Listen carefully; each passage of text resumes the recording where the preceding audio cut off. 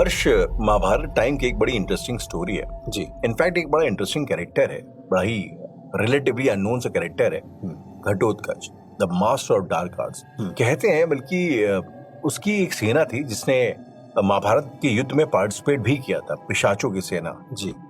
और एक चीज और बोली जाती है घटोत्कच के बारे में कि आसाम में एक जगह है मायोंग, वहां पर घटोत्कच की प्रयोगशालाएं हुआ करती है, लेबोरेटरीज, द लेबोरेटरीज ऑफ तंत्र।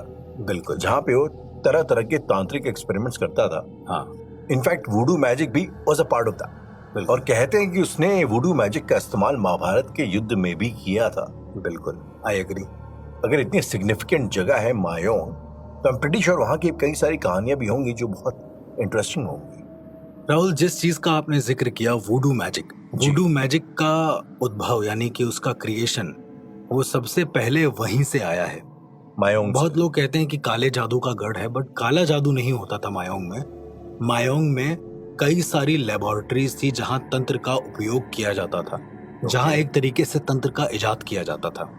तो क्या आप कहेंगे कि तंत्र का बेसिकली जन्म मायोंग में हुआ है? बिल्कुल नहीं, किसी खास तरीके के तंत्र का जरूर उद्भव वहां हुआ है।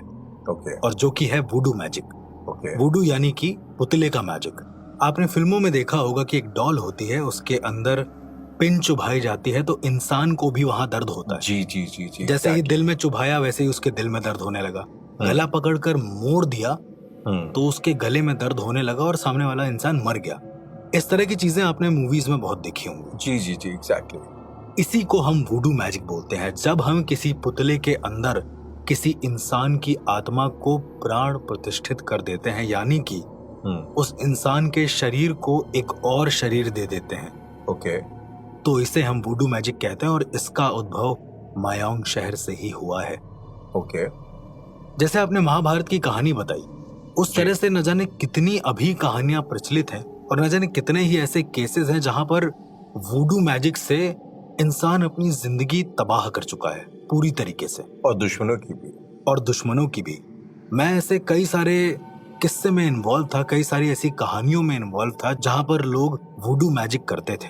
राइट। लेकिन अर्श, जो मैंने घटोत्कच वाले कॉन्टेक्स्ट दिया था जी, तो घटोत्कच का और वुडू मैजिक का महाभारत में कैसे इस्तेमाल हुआ? कुछ पुराणों में, कुछ किताबों में ऐसा वर्णित है, मुझे भी एग्जैक्ट नहीं पता है, पर कुछ जगह ऐसा वर्णित है कि घटोत्कच ने वुडू डॉल्स बनाए थे महाभारत के कुछ सैनिकों को मारने के लिए और उन्हें सैनिकों को देकर भेज दिया था। रात के समय उन सैनिकों ने सामने वाले टुकड़ी के सैनिकों पर वो डॉल घुमा दी एक बार, और सुबह होते ही जैसे ही वो सैनिक लड़ने आए, इन सैनिकों ने उस डॉल का गला तोड़ दिया, तो सारे के सारे सामने वाले सैनिक मर गए। ऐसा हुआ था। ऐसा वर्णित है। तो फिर इसके बाद मुझे लगा कि शायद वुडू मैजिक एग्जिस्ट करता था जब मैंने स्टार्टिंग में पढ़ा था। पर राहुल, मैं चौंका तब जब मैं खुद वुडू मैजिक के केस से रूबरू हुआ। और इन सब बातों का और वुडू मैजिक का मायोंग से क्या लेना देना है? कहा जाता है कि वहीं पर इस मैजिक की इजाद हुई थी। जो मैं आपको रियल केस बताने वाला हूँ अब अपना, वो था मायोंग, आसाम का ही, जहां पर एक हंसता खेलता परिवार पूरी तरीके से तबाह हो गया था एक वुडू मैजिक के चलते। कैसे? दो भाई थे और वो किसी और शहर से मायोंग शहर रहने आए थे अपने नाना नानी के घर रहने के लिए। इसके बाद वो वहां पे कुछ दिन रुके। अच्छा, ये दोनों भाई थोड़े साइंटिफिक किस्म के थे, यानी कि वो आधुनिक युग के थे। इन शॉर्ट वो स्केप्टिक थे, तो वो किसी भी तरह के अंधविश्वासों को ना मानना उनकी आदत थी एक तरीके से।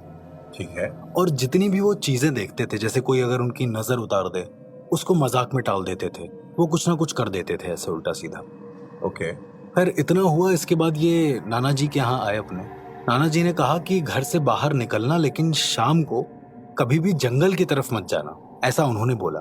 कोई खास वजह उसकी लिए? राहुल, ऐसा कहा जाता है आसाम मायोंग में मोस्टली हर घर में कोई ना कोई प्रैक्टिसेस होती रहती हैं, किसी न किसी तरह की चीजें होती रहती हैं, तो शाम को लोग कम ही निकलना पसंद करते हैं घर के बाहर, ऐसा कहा जाता है। मैंने भी एग्जैक्ट महसूस नहीं किया है। देन हुआ ये कि वो लोग शाम को बाहर निकले जानबूझकर कि चलो देखते हैं कि क्या है। शाम को बाहर निकलने पर वो लोग जंगल के साइड गए। वहां उन्होंने देखा कि 4 मटके एक साथ पैरेलल लाइन में रखे हुए हैं। ओके। तो इन दोनों लड़कों ने क्या किया कि मटके को फुटबॉल समझकर उस पर लात मारी। ओके। जिससे पहला मटका टूटा, फिर दूसरा टूटा, और बाकी जो 2 बचे थे उन पर चढ़कर इन दोनों ने दोनों मटकों को तोड़ दिया। जबकि राहुल, ये बहुत गलत है। कहीं पर कोई भी क्रिया हो रही है तो हमें वहां पर नहीं जाना चाहिए अगर हिदायत दी गई है तो।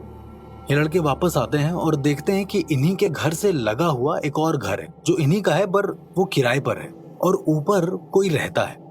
ओके। जब मेड से उन्होंने पूछा कि ऊपर कौन रहता है तो मेड कहती है कि ऊपर जो भी रहता है आप उसके बारे में मत पूछो। वो बहुत डरी हुई सी थी।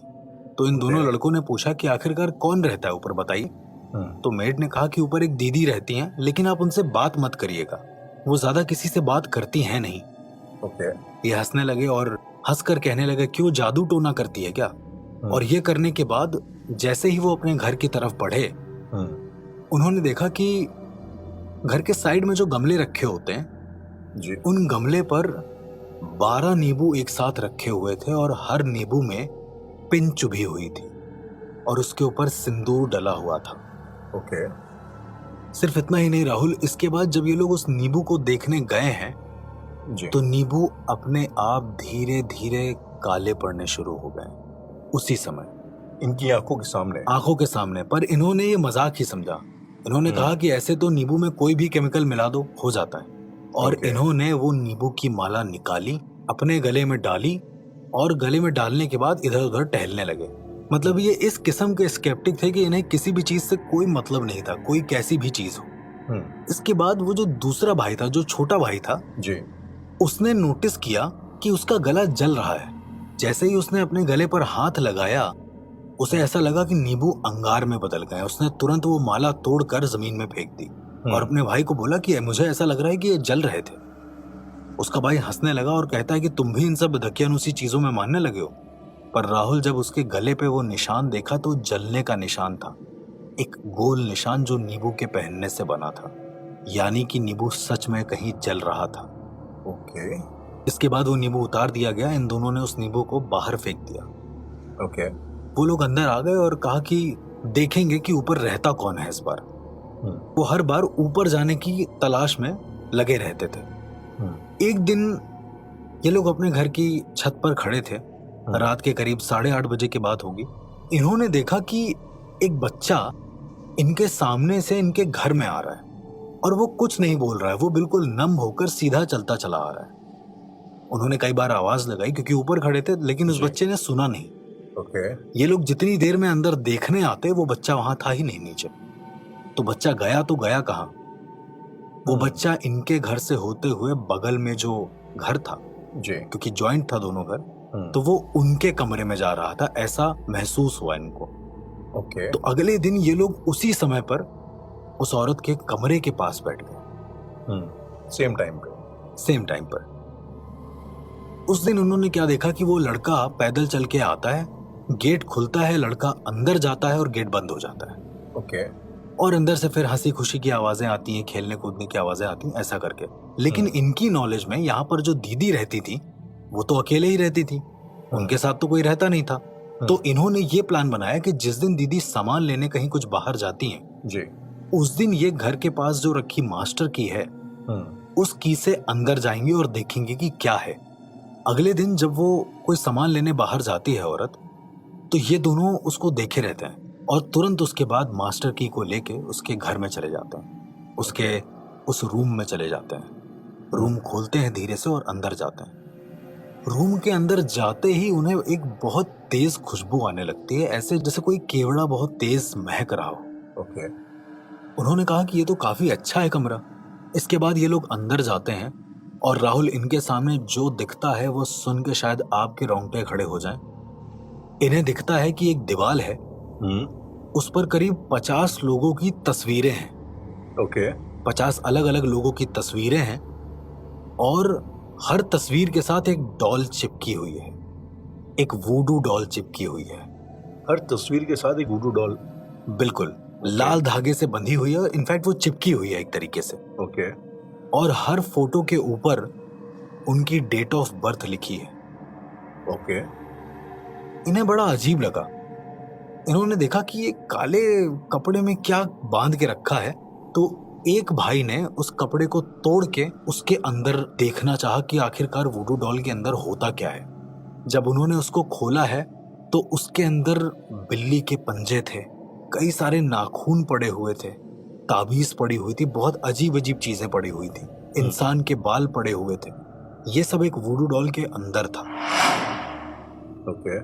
इसको थोड़ा अजीब लगने लगता है। द मोमेंट ये सब देखता है वो, उसके बाद ये लोग वापस आने वाले होते हैं, लेकिन वापस आते समय उनको ऐसा लगता है कि वो जो औरत है वो कमरे में वापस आ रही है, तो ये लोग जाकर उसके बेड के नीचे छुप जाते हैं। राहुल, ये दोनों बेड के नीचे छुप तो जाते हैं, लेकिन ये देखते हैं कि इनके ठीक बगल में वही बच्चा लेटा हुआ है, एक गोल घेरे के अंदर जो बेड के बगल में बना हुआ था। वही बच्चा जो उनके घर में घुस रहा था। बिल्कुल। ओके। वो औरत अंदर आती है, कुछ सामान उठाती है, फिर घर से बाहर चली जाती है। शायद वो कुछ भूल गई थी घर में। अब ये लोग कंफर्म करने के लिए इस बच्चे को देखते हैं। जब इसकी वेन्स चेक करते हैं तो पता चलता है कि ये बच्चा मर गया है। इस बच्चे के दिल की धड़कनें है ही नहीं। ओके। और इसके बाद ये लोग बहुत डर जाते हैं कि आखिरकार ये बच्चा जिसकी धड़कनें नहीं है ये यहाँ कैसे है। और इस हालत में उसके चेहरे पर कोई निशान बने हुए थे, उसके हाथ पर कोई निशान बने हुए थे, किसी तरह की नीच कुल का तंत्र था शायद। ओके। और ये लोग डर के सीधा आते हैं अपने घर में वापस आकर ये अपने नानी नाना जी को सारी बात बताते हैं, पर वो मानते नहीं। और ठीक उसी रात राहुल देखते हैं कि वही बच्चा वापस से पीछे के रास्ते से घर में आ रहा है और उसी औरत के घर में फिर से गया है जो अब मर गया है। तो ये लोग क्या काम करते हैं, ये लोग पुलिस को फोन कर देते हैं, क्योंकि स्केप्टिक होते हैं तो उन्हें लगता है कि शायद ये औरत मारती होगी, शायद इसने बच्चे को मार दिया होगा और अब हमें हेलुसिनेशन हो रहा है। पुलिस आती है, पुलिस पूरा घर छानती है, लेकिन कहीं पर कोई भी सुराग नहीं, कोई भी वुडू डॉल नहीं, कोई भी कुछ नहीं। और पुलिस कहती है कि मतलब ऐसे गुमराह नहीं किया जाता है पुलिस को। पुलिस वाला जो था वो भगवान में बहुत मानता था। ओके। उसको कुछ अजीब लगता है, वो उस समय कुछ बोलता नहीं है, पर सारे पुलिस वाले उस समय चले जाते हैं। वो पुलिस वाला एक बार और आता है वापस, और इस बार इन दोनों भाइयों से कहता है कि एक बार तुम चलो मेरे साथ, हम देखना चाहते हैं।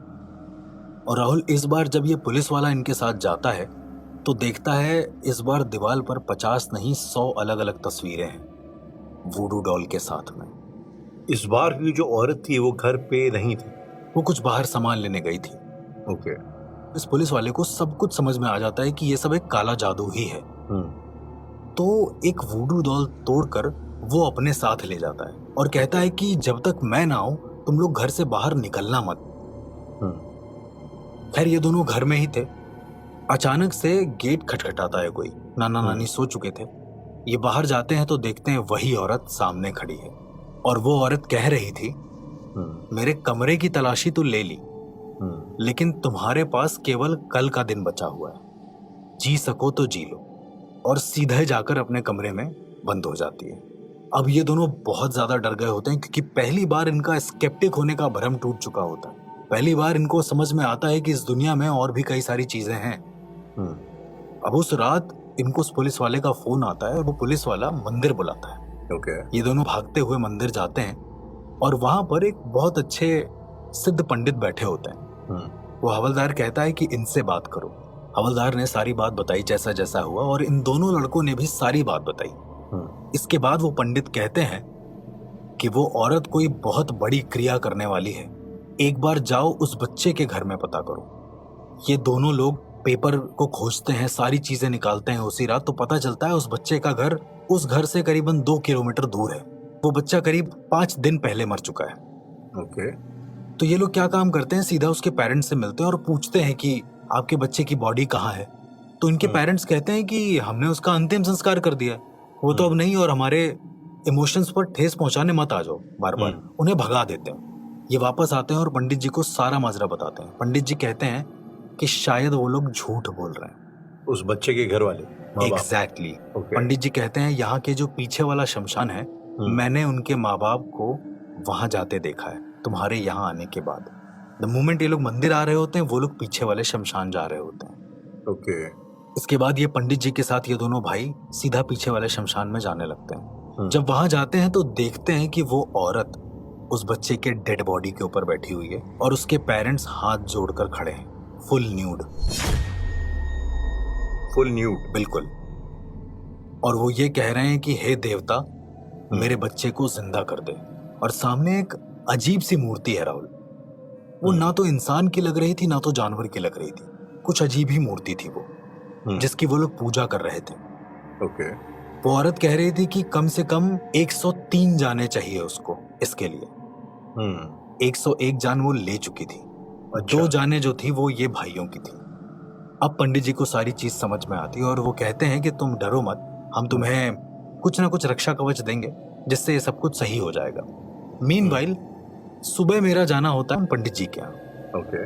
अनसपोजिंगली मैं वहीं से गुजर रहा था और मेरा होना होता है वहीं से, और 1 दिन बाकी था शायद उनके मरने में। तो पंडित जी मुझे सारी बात बताते हैं कि ऐसा ऐसा भी एक केस है और ऐसा होने वाला है। ओके। लेकिन उन्होंने मुझे साफ हिदायत दी कि मैं नहीं जा सकता वहां पर। उसी शाम को ये लोग पंडित जी के पास वापस आते हैं और हवन के लिए कुछ सामान लेकर जाते हैं। मैंने उन दोनों भाइयों को देखा राहुल। ओके। पंडित जी ने कहा कि जब तक मैं हवन करूंगा कोशिश करना कि वो जो औरत है वो किसी तरह बिजी रहे। ये दोनों लड़के क्या काम करते हैं कि पुलिस वालों को पैसा खिला देते हैं और इस औरत को जेल में बंद कर देते हैं। जेल में बंद करने के बाद इन्हें लगता है कि अब सब कुछ ठीक हो गया है, पर राहुल ये उनकी सबसे बड़ी गलती थी। ठीक उसी वक्त उनके घर में उनके नाना जी उठ के आते हैं और कहते हैं कि मुझे जेल में बंद करने से कुछ नहीं होगा। उनके नाना जी के अंदर उस औरत की आत्मा थी और वो ये कह रहे थे कि अब तो प्रोसेस पूरा होकर ही रहेगा, या तो तुम मर जाओ या मैं तुम्हारे नाना जी को मार डालूंगा। इस चक्कर में उन दोनों भाई में से एक भाई अपनी नस काटता है, लेकिन जो दूसरा भाई होता है वो भागते हुए मंदिर की तरफ आता है। और जब मंदिर आता है, मैं उस वक्त वहीं पर था मंदिर में ही, जब मंदिर आता है तो वो कहता है कि भाई की जान खतरे में है। बस वो इतना बोलता है। पंडित जी ने मुझे वहीं रुकने की हिदायत दी थी तो मैं वहीं रुक जाता हूँ, मैं हवन कंटिन्यू रखता हूँ। पंडित जी साथ में जाते हैं। भाइयों के साथ जब घर जा रहे होते हैं तो इन दोनों भाइयों को एक फोन आता है और उस फोन में पुलिस वाले कह रहे होते हैं कि कोई बड़ा अफसर आकर इस औरत को जेल से छुड़ाकर ले गया है, यानी कि अब ये जेल से आजाद हो गई है एक तरीके से। ओके। रातों रात ये हुआ। पंडित जी जैसे तैसे उसके घर पहुंचते हैं और देखते हैं कि वहां उनके नाना जी की तबीयत बहुत खराब है। पंडित जी इन दोनों भाइयों को एक एक पुतला देते हैं और कहते हैं कि यहीं पर बैठ जाओ घर की चौखट पर। और पंडित जी वहां से सीधा चले जाते हैं शमशान घाट की ओर। शायद उन्हें पता होता है कि शमशान घाट में क्या होने वाला है। द मोमेंट पंडित जी शमशान घाट पहुंचते हैं, वहां देखते हैं कि वही औरत जो जेल से छूट कर आई है वो उस बच्चे के ऊपर फिर से बैठकर कोई साधना कर रही है उसे जिंदा करने की। ओके। और उसके माँ बाप एज इट इज वहां पर खड़े हैं। देखिए, किसी भी बड़ी तांत्रिक क्रियाओं में ना राहुल ये होता है कि अगर आप टोक देते हैं, अगर आप टोक लगा देते हैं बीच में, तो वो क्रिया वहीं की वहीं टूट जाती है, खास करके जब वो क्रिया किसी चरम सीमा पर हो। ओके। पंडित जी जैसे ही वहां जाते हैं, उसे टोकते हैं, तो उस औरत का किया हुआ सारा जादू टूट जाता है। उधर उन दोनों भाइयों के जो नाना थे वो ठीक हो जाते हैं। पंडित जी ने पहले ही बोल रखा था कि अगर नाना ठीक हो तो इन दोनों पुतलों को जला देना, जो इनके हाथ में पुतले थे। ओके। इन दोनों ने पुतला जलाया और ये दोनों पुलिस को लेकर सीधा शमशान घाट पहुंचते हैं, जैसा कि प्लान किया गया था, जैसा कि पंडित जी ने उन्हें बताया था। शमशान पहुंचने पर पुलिस वाले जब देखते हैं कि ऐसा गंदा काम वहां पर हो रहा है, तो पुलिस वाले तुरंत का तुरंत उस लड़के के माँ बाप को, उस औरत को और उस डेड बॉडी को अपने कस्टडी में ले लेते हैं और कड़ी से कड़ी सजा का प्रॉमिस करते हैं। तो इस तरह से ये भी एक ऐसा केस था जो मैंने देखा था वूडू डॉल का, जिसके जरिए एक औरत एक डेड बॉडी को जिंदा करने के पीछे लगी हुई थी और न जाने कितने ही लोगों को उसने बेवजह मार डाला था एक काले तंत्र के चलते। That's quite intriguing, अर्श। हालांकि मायोंग जगह ही कुछ ऐसी, उसको कैपिटल ऑफ डार्क मैजिक भी बोला जाता है इंडिया के अंदर। एग्जैक्टली। आपने इसमें महाभारत का कॉन्टेक्स्ट दिया था। एक बड़ी इंटरेस्टिंग स्टोरी भी है मायोंग को लेके। इनफैक्ट मैं क्योंकि हिस्ट्री के ऊपर जो है थोड़ा पढ़ता हूँ, उसके बाद रील्स वगैरह भी बनाता हूँ जी। एक बड़ी इंटरेस्टिंग, बड़ी फेमस लड़ाई है एक बड़े फेमस साम्राज्य की, जिसे अहोम साम्राज्य बोलते हैं। अहोम साम्राज्य। और ये बहुत रेयर उन साम्राज्यों में से है जिसने मुगल काल में मुगलों को टक्कर दी जी। ये बहुत ही अननोन सी स्टोरी है, ज्यादा जो पढ़ाई नहीं जाती। लचित बुरखान एक बहुत बड़े फेमस वॉरियर हैं आसाम के। तो अब कहते हैं कि जब ये लड़ाई हुई थी 16वीं शताब्दी में शायद से, तो जो अकबर की सेनाएं आई थी वो बहुत ज्यादा नंबर में, बहुत ज्यादा बड़ी थी, तादाद में बहुत ज्यादा थी, और उसको बहुत छोटी सी असमीज आर्मी ने हराया था। पर कैसे? अब लोग कहते हैं कि ऑब्वियसली उनका पराक्रम था उसमें, जो आसाम की जो आर्मी थी, लेकिन कई लोगों का ऐसा भी मानना है कि उस लड़ाई में मायोंग के तांत्रिकों का, वहां की तंत्र विद्याओं का भी इस्तेमाल किया गया था। जो वहां पे बैटलफील्ड है, जब वहां पे खुदाई हुई तो कहीं इसमें नर बलि वाले चाकू और इस तरह की चीजें जो तंत्र से रिलेटेड थी वो सब वहां पे मिली थी।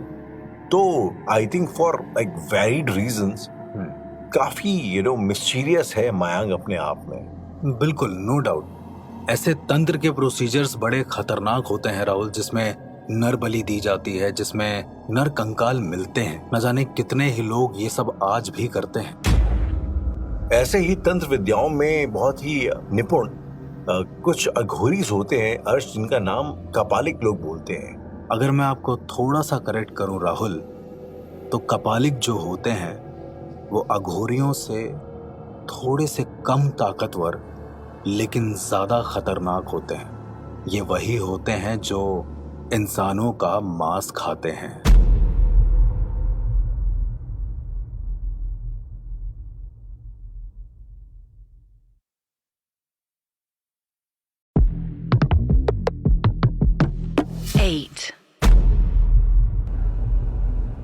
अर्श, सनातन में एक बहुत ही इंट्रीगिंग स्कूल ऑफ थॉट है जी, और स्कूल ऑफ थॉट है अघोरियों का।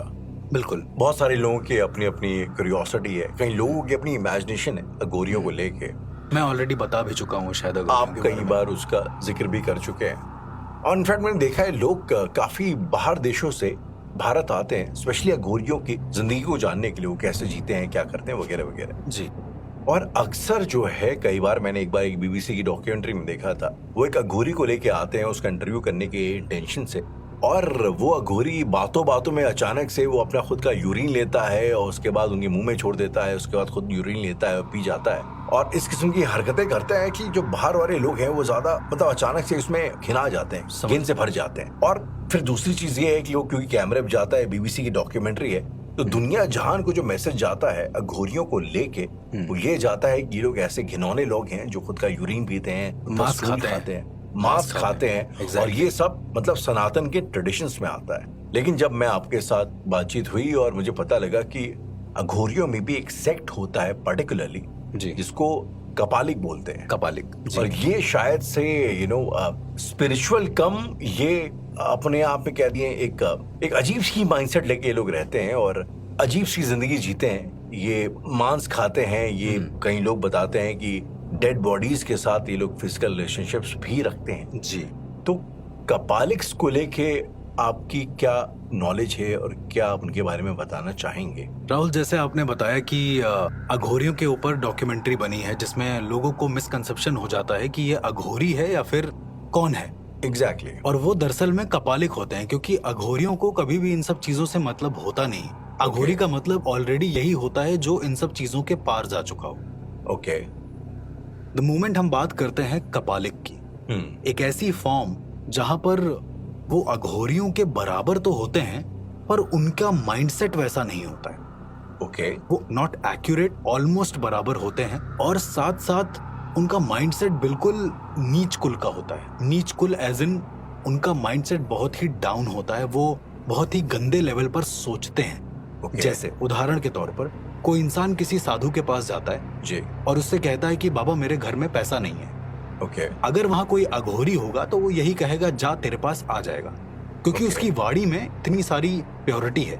लेकिन वहीं पर अगर कोई कपालिक होगा जी, तो वो ये कहेगा कि एक काम कर, शाम को 2 मुर्गे लेकर आ जो जिंदा हो, उसको मेरे सामने काट और मेरे सामने खा। खाने के बाद 2 दिन तक तू बिना नहाए रहे, तब जाकर तुझे पैसे Okay. प्राप्त होंगे। ओके तो इस तरह का माइंडसेट होता है कपालिकों का। वो Okay. ये सब करते हैं, जितना एक्सटेंड फॉर्म हो सकता है वो ये सब करते हैं। वहीं पर जैसे आपने जिक्र किया कि वो डेड बॉडीज के साथ फिजिकल रिलेशन बनाते हैं। जी राहुल, मैं आपको बता दूं कि वो डेड बॉडी के साथ सिर्फ फिजिकल रिलेशन ही नहीं बनाते, वो उनके साथ प्रॉपर शादी करते हैं, उनकी Okay. मांग भरते हैं, Okay. ये सारी चीजें करते हैं। और ये बात में कितनी सच्चाई है इसका शायद प्रूफ कोई ना दे पाए, पर ये चीज सच है, इतना मुझे पता है। तो अर्श, ये सब जो तरीके होते हैं कपालिकों के, जी, इसका स्पिरिचुअलिटी से या मोक्ष से कोई लेना देना होता है, या इनकी खुद की इमेजिनेशन है ये सब? ये वही कह सकते हैं कि एक गुरु के 2 शिष्य थे। गुरु ने चीज सही सिखाई, पर एक इंसान गलत राह पर निकल गया और दूसरा इंसान सही राह पर निकल गया। लेकिन अगर एक स्कूल ऑफ थॉट है और काफी लोग इसे फॉलो कर रहे हैं, तो कुछ ना कुछ बेसिस तो होगा, राइट? राहुल, थॉट सिर्फ ये है कि आपको मलमूत्र या किसी भी चीज से विरक्त होना है, यानी कि अलग होना है। उससे ये नहीं करना है कि वो गंदा लग रहा है या अच्छा लग रहा है, ये एक थॉट प्रोसेस होता है। मतलब घिन वाली चीज खत्म हो जानी चाहिए। एग्जैक्टली। लेकिन उसी मोमेंट पर आप उसे खाने लगो, आप उसे अपनी जीवनी बनाने लगो, तो Okay. शायद ये उस स्कूल ऑफ थॉट को बिल्कुल नेग्लेक्ट कर देता है, उस आप पॉइंट को ये- ही हटा देता है। आप ये उसको एकदम गिमिकी बना दे रहे हैं, मतलब कहने का मतलब उस एक पॉइंट को तरीके बिल्कुल का- नेग्लेक्ट ही कर दे रहा है ये। ओके ओके और ये होते हैं कपालिक, जो सबसे ज्यादा खतरनाक होते हैं, जी। सबसे ज्यादा डरावने होते हैं। इनके पास ऑलरेडी सिद्धियां होती हैं, बहुत ज्यादा सिद्धियां होती हैं, और ये किसी को भी भ्रमित कर सकते हैं उन सिद्धियों से। एक बार की बात है राहुल, बनारस की बात है। ओके मुझे एक एक्सपीरियंस पता चला था किसी और से। उन्होंने बताया कि एक आदमी नया नया बनारस गया, उसने मंदिर के दर्शन किए, फिर उसके बाद गंगा घाट पर वो निकल गया घूमने के लिए। ओके एक नाव में बैठा, नाव में बैठने पर उसे सामने एक कपालिक दिखा। उसने बोला, और बाबा कैसे हो? तो उस कपालिक ने पता नहीं क्या किया, उसके पास कुछ हड्डी जैसा था, उससे कुछ किया। ये आदमी ने जो नाव चला रहा था, पहले उसको जोर से गुर्राया है और उसके बाद पानी में कूद गया है। बाहर निकला ही नहीं है, अपना बैग लेकर वो पानी में कूद गया है, यानी कि वो मर गया। उसको बचाने के लिए कई लोग गए, जी पर कुछ पता नहीं चला। इस तरह का सम्मोहन राहुल की एक इशारे से तुम पूरी तरह से उसके वश में आ जाओ। जरा सोचिए Okay. कितना भयानक होगा वो वशीकरण, जो सिर्फ इशारे से हो जाए। तो अर्श, अगर कोई एक आम इंसान है तो वो एक कपालिक में और एक अघोरी में फर्क करे तो करे कैसे? सबसे बड़ी बात ये होती है कि जो अघोरी होते हैं वो बिल्कुल शांत होते हैं, वो ज्यादा बोलेंगे नहीं आपसे। वाणी में सबसे ज्यादा स्थिरता होगी, Okay. और जितना मतलब होगा सिर्फ उतना ही बोलेंगे। Okay. पर जो कपालिक होते हैं, जी स्टार्टिंग में तो वो भी आपसे नहीं बोलेंगे, वो प्रिटेंड करेंगे कि वो अघोरी हैं, लेकिन द मोमेंट आप उनसे बात करने जाएंगे, जी फिर उसके बाद उनकी बातें नहीं खत्म होंगी। उसके बाद वो कोई ना कोई ऐसा तरीका बताएंगे आपको जो आपके जहन को झकझोर देगा, और आप सोचने पर मजबूर हो जाएंगे कि ये पॉसिबल भी है इस दुनिया में या फिर नहीं। ऐसा जो अघोरी होते हैं वो लोगों की समस्याओं का निवारण करते हैं, सॉल्यूशन करते हैं। जी, तो क्या कपालिकों के पास भी वो सिद्धि होती है, वो पावर होती है कि लोगों की समस्याओं को सॉल्व कर सके? जैसे मैंने बताया राहुल कि एक चीज को करने के 2 तरीके हैं, Okay. या तो सही या तो गलत। ओके अघोरी अगर उस वे को सही तरीके से करते हैं, किसी को अगर धन प्राप्त कराना है तो वो ऊपर वाले से आशीर्वाद लेकर उसको देते हैं, कहते हैं कि जाओ तुम्हें मिल जाएगा। लेकिन जो Okay. कपालिक होते हैं वो उसमें तंत्र क्रिया, बुरे तंत्र, नीच कुल के तंत्र का उपयोग करते हैं। ओके तो मोस्टली जो कपालिक होते हैं वो बुरी चीजों का ही उपयोग करते हैं। और राहुल, मैंने अपनी लाइफ में करीबन 6 कपालिक को देखा है जो बहुत गलत तरीके से काम करते थे, और उनमें से एक के साथ ऑलरेडी मैं भिड़ चुका हूँ, ऑलरेडी मैं देख चुका हूँ, क्योंकि मेरे गुरु भी एक अघोरी रहे हैं, जी उनका आशीर्वाद है मेरे ऊपर। तो शायद मैं कहीं ना कहीं चीजों से बच जाता हूँ, और कई सारे ऐसे लोग जो मुझे मानते हैं, जो Right. मुझे प्यार करते हैं, उन सबका एक आशीर्वाद रहा, तो मैं बच गया एटलीस्ट, मुझे कुछ हुआ नहीं। पर वो केस हमेशा मुझे रह रह कर याद आता है। क्या था वो केस अर्श? रायपुर से करीबन 40-50 किलोमीटर दूर एक छोटा सा गांव है। ओके ये केस वहां का था। वहां पर एक गृहस्थ फैमिली थी, हस्बैंड वाइफ, उनकी मम्मी और 2 उनके भाई ओके जो बड़े थे। ये फैमिली थी एक छोटी सी, और यही लोग रहा करते थे। शादी नई नई हुई थी तो अभी प्यार बहुत ज्यादा था हस्बैंड वाइफ में। धीरे धीरे क्या हुआ कि जैसे ही 1 साल बीता, घर वालों को ये पता चला कि जो बहू है वो मां नहीं बन सकती। ओके शायद कोई दिक्कत रही हो। आमतौर पर लड़कियों को कभी ना कभी ऐसा हो जाता है, ऐसी चीजें फेस करनी पड़ जाती हैं। तो उस लड़की ने कई सारे तरीके आजमाए, उस लड़की ने आईवीएफ करा, उसने बहुत सारे तरीके आजमाए, पर ऐसा कुछ भी नहीं हुआ कि उसको बेबी हो पाए। इसके बाद उनकी माँ ने कई सारे सात्विक तरीके आजमाए। सात्विक मतलब अच्छे तरीके, जैसे नजर उतारना या फिर भगवान की पूजा करना या कन्याओं को दान देना। उन्होंने कई तरीके आजमाए जो कि उनके लिए सूट नहीं करे। शायद नियति में ये होगा ही नहीं कि उनकी बहू को कोई बच्चा हो। ओके। पर कहते ना राहुल, एक जो डिजायर होती है, एक जो चाह होती है, जब इंसान की बहुत ज्यादा बढ़ जाती है तो वो किसी भी हद तक जा सकता है। उस लड़की की, उनकी बहू की चाह बहुत ज्यादा बढ़ गई थी बच्चे को लेकर। अब वो हर जगह बच्चे को इमेजिन करने लगी थी कि काश हमारा बच्चा होता तो ऐसा होता। डिप्रेशन में आ गई थी जी। फिर जैसे मैंने आपको बताया कि उनकी सासू माँ बहुत धार्मिक थी, तो बात करते करते एक दिन उनके मुंह से निकला कि बेटा, जो अघोरी होते हैं, अगर उनका आशीर्वाद किसी को मिल जाए तो वो फलता है। जैसे मैंने भी आपको बताया जी कि उनका आशीर्वाद कभी भी खाली नहीं जाता। इस लड़की के दिमाग में ये बात घर कर गई। ओके। अब वो हर जगह अघोरियों को ढूंढने लगी। ओके। कई बार उसे तांत्रिक मिलते, लेकिन अघोरी जैसे बताया था उनकी माँ ने कि वो एकदम शांत रहते हैं, उनका भेष ऐसा रहता है, दीन दुनिया से अलग रहते हैं, वैसे अघोरी उसको मिले नहीं। ओके। उसने कई बार तलाशा, फिर अंत में जाकर एक मंदिर के ठीक पीछे उसे एक बाबा दिखते हैं। ओके। और वो देखते ही उनके पास चली जाती है, उनके पैर पकड़ लेती है और कहती है कि बाबा बाबा, आप अघोरी हो ना? अगर आप अघोरी हो तो हमें बच्चा होने का आशीर्वाद दे दो। ओके। और ये कहते ही वो बाबा जब आंख खोलते हैं तो सच में उनका तेज बहुत होता है। वो प्रॉपर अघोरी लग रहे होते हैं राहुल, लेकिन वो अघोरी होते नहीं है, वो एक कपालिक होते हैं। मैंने जैसे बताया कि शुरुआत में देखने में ठीक वैसे ही लगेंगे। जस्ट फॉर द इंफॉर्मेशन कि मुझे ये सब कहाँ से पता चल रहा है, मैं भी इस केस में इन्वॉल्व था लास्ट में, जहां पर इस लड़की ने खुद मुझे ये सारी चीजें बताई थी। ओके। इसके बाद वो लड़की उनके पैर पकड़ लेती है और वो कपालिक कहते हैं कि तुम्हें बच्चा नहीं हो रहा है ना? तो वो लड़की तुरंत हाँ करती है, कहती है हाँ बाबा, बच्चा नहीं हो रहा है, क्या करना चाहिए मुझे इसके लिए? वो कपालिक कहता है कि पहले मेरे लिए कुछ जाकर मांस लेकर आओ। वो समझ नहीं पाती कि जल्दी जल्दी में होती है, तो वो जाकर कुछ खाने के लिए ले आती है। जैसे ही वो कपालिक खाना देखता है, कपालिक उस पर लात मार देता है। सोचिए, अन्न पर लात मार दिया उसने। और लात मारने के बाद वो कहता है कि मुझे मांस दो और मदिरा लेकर आओ मेरे लिए, मतलब मांस और दारू लेकर आओ। जी। वो लड़की जाती है, तुरंत लाकर देती है, और ये खाने के बाद वो ये कहता है कि आज रात ठीक 2 बजे पीछे के शमशान में अपने पति के साथ आ जाना। ओके। ये कहकर वो कुछ बोलता भी नहीं, कहता अब निकल जाओ यहाँ से, मेरा मुंह मत देखना। वो लड़की चली जाती है और बहुत खुश होती है कि उसे एक अघोरी मिला है। वो घर में आती है, अपनी माँ से सब बताना होता है, पर वो बोलती नहीं है। वो सीधा जाके अपने पति को बोलती है कि अब हमारी सारी दिक्कतें सॉल्व हो जाएंगी। ओके। उसका पति भी खुश कि कैसे। तो उस लड़की ने बहुत खुश होकर बताया कि उसे एक अघोरी मिले हैं जो उसकी सारी दिक्कतों को सॉल्व कर सकते हैं। ओके। पति भी बहुत खुश हो गया कि चलो अब शमशान चलते हैं, क्योंकि यही टाइम है। लेकिन उसकी पत्नी ने, जिसको बच्चा नहीं हो रहा था, उसने कहा कि हम माँ को नहीं बताएंगे, यानी सासू माँ को नहीं बताना है कुछ भी। ओके। इसके बाद ये दोनों रात को शमशान गए। शमशान में जाने के बाद वो नजारा देखते हैं कि कई सारी चिताएं जल रही हैं। जी। उन चिताओं से वो अघोरी बाबा सेंक ले रहे हैं, मतलब उन्होंने अपने शरीर पर कुछ लगाया है और वो सेंक ले रहे हैं उस पे। तो जो भी उन्होंने अपने शरीर पर लगाया है वो उनके शरीर पर चिपक गया है, जो भी था। ओके। राख जैसा कुछ लग रहा था।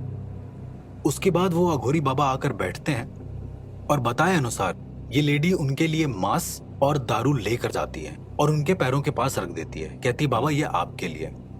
उसके पति को थोड़ा अजीब लगता है, क्योंकि वो भी कहानियां सुनता आया था अघोरियों की, पर उसे पता नहीं था, इसलिए उसने कुछ बोला नहीं। अब वो अघोरी उनके सामने बैठकर चिलम भरते हैं और उसके बाद उसे फूंकने लगते हैं। फूंकने के बाद वो सीधा एक मंत्र बोलते हैं। उस लड़की को मंत्र भी नहीं आता, तो मुझे भी नहीं वो बता पाई। एक मंत्र बोलते हैं और मंत्र बोलते ही अपने हेड का एक बाल तोड़ देते हैं, मतलब एक जटा को वो तोड़ देते हैं। ओके। और तोड़ने के बाद कहते हैं कि इसे जो पति और पत्नी है वो दोनों पकड़ लें। पति पत्नी वो दोनों जटा पकड़ लेते हैं कुछ देर तक।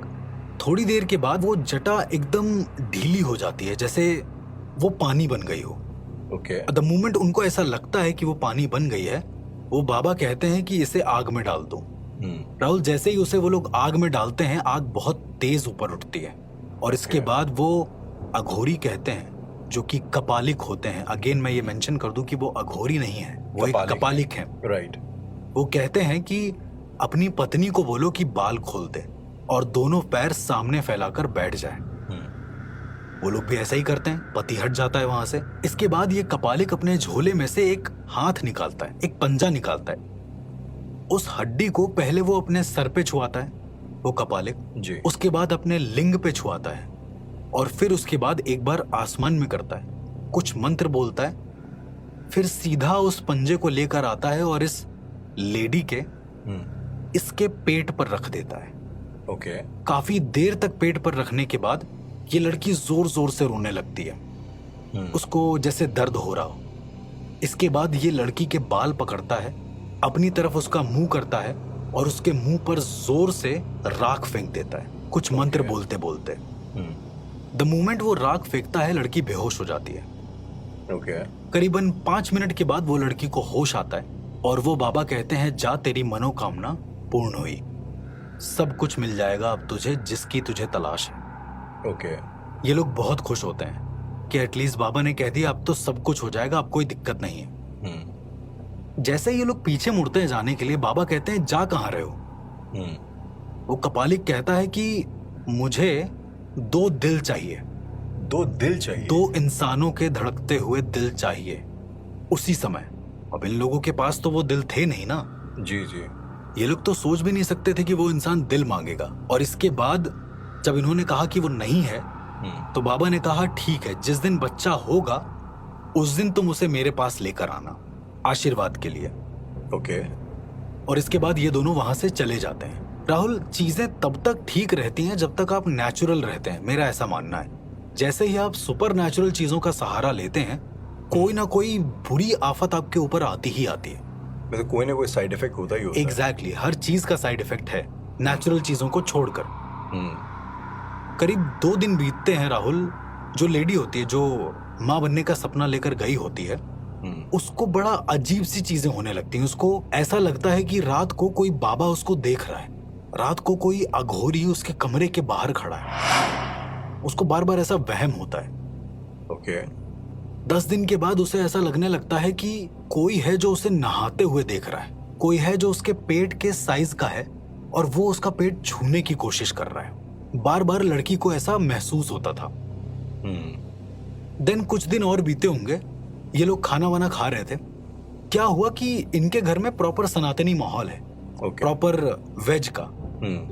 खाते खाते ये कह रही है कि इन सब खाने में कुछ स्वाद नहीं है, कुछ नॉनवेज होता तो मजा आ जाता। और इससे पहले लड़की नॉनवेज नहीं खाती थी। जाहिर सी बात है, लड़की एक ब्राह्मण परिवार से थी और ब्राह्मण परिवार में ही उसकी शादी हुई थी।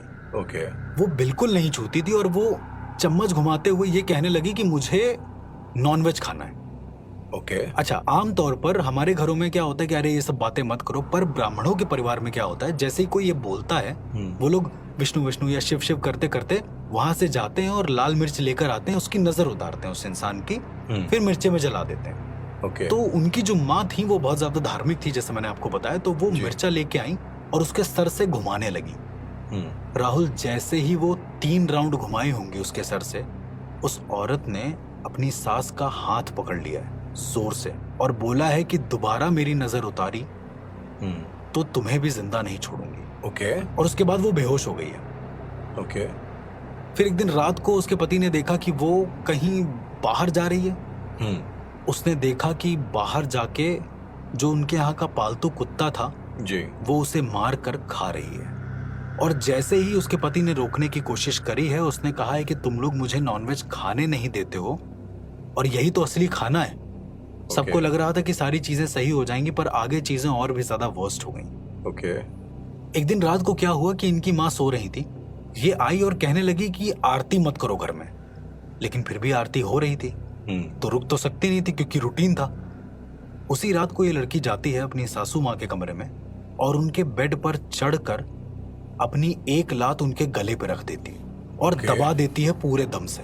वो चीखती हैं, चिल्लाती हैं, लेकिन बहुत ज्यादा परेशान हो जाती हैं। तब जाकर कहीं ना कहीं से किसी को सुनाई देता है और फिर उस लड़की को हटाया जाता है। सासू में बच जाती हैं। सासू माँ काइंड ऑफ बच जाती हैं, वरना उस दिन तो वो शायद मर ही जाती। जी। उस कपालिक ने एक और हिदायत दी थी कि जब तक ये बच्चा इस दुनिया में ना आ जाए किसी भी तरह के डॉक्टर को दिखाओगे नहीं। ओके। पर इसको एक दिन पेट में बहुत दर्द होता है, शायद बच्चे के आने का टाइम भी नहीं होता है। तो उसके पति को लगता है कि बस यार अब इनफ, बाबा की बात छोड़ देते हैं, इसको लेकर जाते हैं, सीधा दिखा देते हैं, सोनोग्राफी कराते हैं। एग्जैक्टली। तो जैसे तैसे वो बेहोश हो जाती है लड़की, तो उसको ले जाके दिखवाते हैं डॉक्टर को। तो डॉक्टर ये कहता है कि अंदर का बच्चा तो मर गया है, अंदर बच्चा नहीं है, अंदर के बच्चे की कोई हार्ट बीट नहीं है। अंदर बच्चा है लेकिन कुछ तो है अंदर, लेकिन उसकी कोई हार्ट बीट नहीं है। ओके। फिर जब प्रॉपर देखा जाता है तो उन्हें कोई शेप ही नहीं मिलता, पेट साफ होता है। ओके। पर उन्हें साइंस मिलते हैं कि अंदर कुछ है, और द मोमेंट ऐसा लगता है वो उसके पेट के पास ही बैठा होता है, उसके पेट के अंदर से कोई लात मारता है। ये चीजें बहुत ज्यादा बढ़ गई थी, तो फिर इनकी माँ ने एक सिद्ध पंडित को बुलाया ओके। और उससे दिखवाने की कोशिश करी। उस पंडित ने कई सारे तरीके आजमाए, उस पंडित ने कई सारी क्रियाएं करी, कई सारे दान पुण्य करवाए, पर वो लेडी मानने को तैयार ही नहीं थी कि उसके बच्चा नहीं है पेट में। ओके। इस बीच मेरे पास एक कॉल आता है मेरे एक दोस्त का, जिसके भाई इस विक्टिम वाली लेडी के पति थे। ओके।